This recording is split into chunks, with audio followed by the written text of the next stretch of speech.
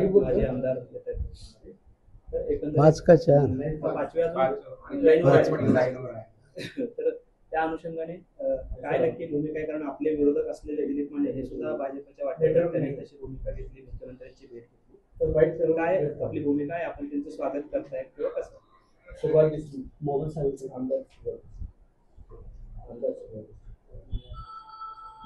भारतीय जनता पक्षात प्रवेश करणाऱ्याचं सर्वांचंच स्वागत आहे. भारतीय जनता पक्ष गावात, तालुक्यात, जिल्ह्यात, राज्यात, देशात वाढला पाहिजे या भूमिकेचा मी नक्की आहे.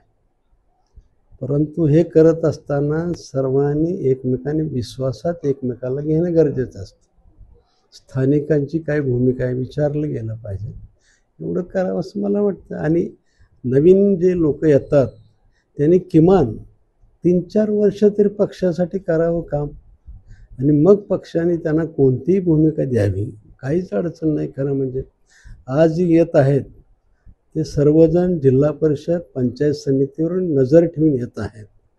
माझा आजही दावा आहे, उद्या जर पंचायत समिती जिल्हा परिषद आमच्या ताब्यात आल्या, भाजपच्या जास्तीत जास्त सीट आले, परंतु एक मोठा गट तयार होऊन आपल्याला विनंती करतो, बारकाईनं पहा. पण किती आमदार आमच्याकडे येत आहेत, माझे आमदार आजी आमदार किती आहेत, महापालिकेत असतील, जिल्हा परिषदला आपलं ग्रामीण भागात असतील, हे सगळे जर उद्या एक झाले आणि एक गठ्ठ्यानं जर जिल्हा परिषदेचा अध्यक्ष जर भाजपचा व्हायला लागलेला दिसताना मला असं वाटतं की हे उद्या धोका आहे. हे सर्वजण जिल्हा परिषदचा अध्यक्ष भाजपचा होऊ देतील का नाही शंका आहे मनामध्ये. जरी चिन्हावर लढले असले तरी मला असं वाटतं की काही म्हणजे निवडणूक आयोगानं काही नियमावली करून दिलेल्या आहे, त्या नियमात बसून सर्वजण जर गेले तर काय करणार आहे तुम्ही?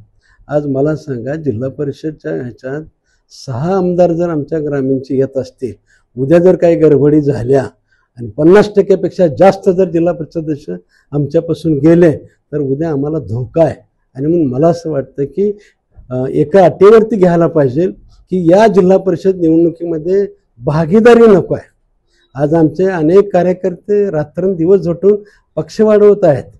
आज काल ज्यावेळेस 20 तारीख होती, काल माझ्याकडे आमच्या तालुक्यातले शहरातले सगळे लोक आले होते आणि माझ्यावर भांडत होते. अरे म्हणलं मी काय करू भांडण, पक्षाने निर्णय घेतलेला आहे, पक्ष नेतृत्व निर्णय घेणार आहे, त्याच्याशी आपण सर्वजण सहमत राहायला पाहिजे. त्यांचं म्हणणं आहे की खासदारकीच्या निवडणुकीत आमच्याकडनं झटून घ्यायचं, विधानसभेला आमच्याकडून झटून घ्यायचं आणि आमच्या निवडणुका आल्या की आमच्याबरोबर भागीदार द्यायचे, मग आमच्या कार्यकर्त्यांनी कुठं जायचं. ही भावना कार्यकर्त्यांची कालच्यापासून होती. म्हणलं मला खरंच मला काहीच माहीत नाही, कुठल्या बैठकीला नाही, मी कुठं काय चाललंय माहिती नाही. तुम्ही जेवढं ऐकत आहे मीडियावरती तेवढंच मी ऐकवतो आणि तेवढंच मला माहिती आहे. मला असं वाटतं की तुम्ही नेतृत्वाला हे करा, नेतृत्व जो निर्णय घेईल त्याच्या मागे मी असतो. पण नेतृत्वाने 6 आमदार येताना उद्या जिल्हा परिषद धोका होण्याची शक्यता वाटते आणि कार्यकर्त्यां भागीदार होऊ शकतात.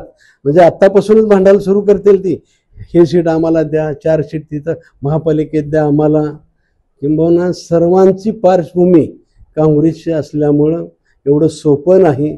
हे मला तर असं वाटतं की गुप्तचर पद्धतीने आत आलेत आणि परत गठ्ठ्याची गठ्ठा घेऊन जाण्याची भीती आहे. त्याच्यावर नेतृत्वाने ह्याच्यावर नीट विचार करायला पाहिजे असं मला वाटतं.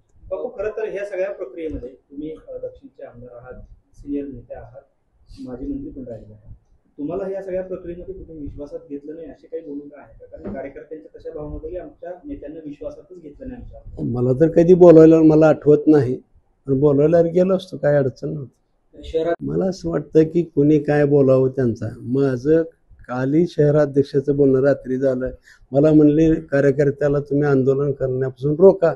मी म्हणलं माझ्या कंट्रोलच्या बाहेरचे आहेत ते, माझ्या घराच्या विरोधात माझ्या कार्यालयासमोर उपोषण करायला होते का, तर ते तुम्ही त्याला संमती द्या. तर माझा काहीच संबंध नाही, मी काहीच करू शकत नाही. तुम्ही शहराध्यक्षाला भेटा, ग्रामीणच्या अध्यक्षाला भेटा म्हणून मी सांगितलेलं. हे सर्व त्यांच्या कानावर मी फोनवरती घातलेलं की बाबा आक्रमक आहेत कार्यकर्ते, कार्यकर्त्याच्या भावना तुम्ही समजून घ्या.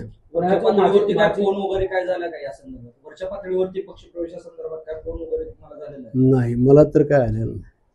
हा जो माझ्या आमदारांचा प्रवेश होतोय त्यामध्ये तुम्हाला विश्वासात घेतलं नाही अशी कार्यकर्त्यांची भावना आहे. त्यामुळे देखील मग कार्यकर्ते मी मला बोलावलं नाही म्हणून सांगतोय की मग विश्वासात म्हणजे काय असते, एखादा बाबा निरोप देणं किंवा ह्या लोकाला घ्यायचंय आपल्याला, किंवा आता आपली काय किंमत बी नसेल एखाद्या जिल्ह्यात, आपल्याला कोण ओळखत नसेल, आता डिस्कार्ड झालेली माणसं असतात तसं एका वेळेस असेल, डिस्कार्ड करून टाकलं असेल, आपल्याला कशाला विचारायचं असं बी असू शकेल, माहीत नाही आपल्याला.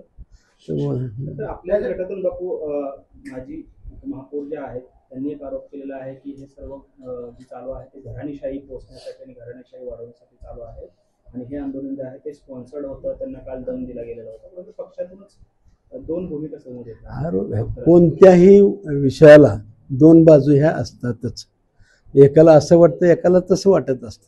मला असं वाटतं कार्यकर्त्याच्या भावना महत्त्वाच्या आहेत आणि मी ठरवलेलं आहे की मी माझ्या कार्यकर्त्याच्या बाजार समिती अगोदरची 2017ची त्यावेळेस सुद्धा मी भारतीय जनता पक्ष म्हणूनच लढलोय, कालची बाजार समिती सुद्धा मी भाजप म्हणून लढलोय, भाजप विरुद्ध सगळेजण एकत्र होऊन सुद्धा मी कार्यकर्त्यांच्या बरोबरच राहणार आहे. कारण कार्यकर्त्यांच्या भरोश्यावरती हा पक्ष आहे, कार्यकर्त्यांचा पक्ष आम्ही एकीकडे म्हणायचं आणि कार्यकर्त्याच्या निवडणुकीच्या वेळेस आपण तडजोडी करणं कार्यकर्त्यांच्या म्हणजे अधिकारावर गदा आणल्यासारखं होईल. हा जो विषय आहे कार्यकर्त्यांच्या भावनांचा तो आपण वरिष्ठ पातळीवर मांडणार आहात का? प्रदेशाध्यक्ष मी माझ्या दृष्टीने मांडलेला आहे, मांडत राहीन, ज्यावेळेस विचारेल त्यावेळेस. मी परवाही मांडलेला आहे माझ्या पद्धतीने, आमची जी बैठक होती त्यावेळेस मांडलेला आहे. विरोधात ज्यावेळेस काहीच नव्हतं त्यावेळेस देखील अगदी शरद पवारांच्या विरोधात देखील तुम्ही निवडणूक लढवली. कुठेतरी खंत वाटते या गोष्टीची की आता पार्टीचे चांगले दिवस आलेत आणि पार्टी आम्हाला विश्वासात घेत नाही. मी माझ्या वडिलांच्या आग्रहाखातर राजकारणात आलेलो आहे. माझा मूळ स्वभाव राजकारणी नाही. माझे वडील विश्व हिंदू परिषदेचे जिल्हाध्यक्ष होते, त्यांचा आग्रह होता, लिंगराज वल्ल्यासारखा आग्रह करायचे म्हणून मी राजकारणात आलेलो आहे, मूळ स्वभाव नाही.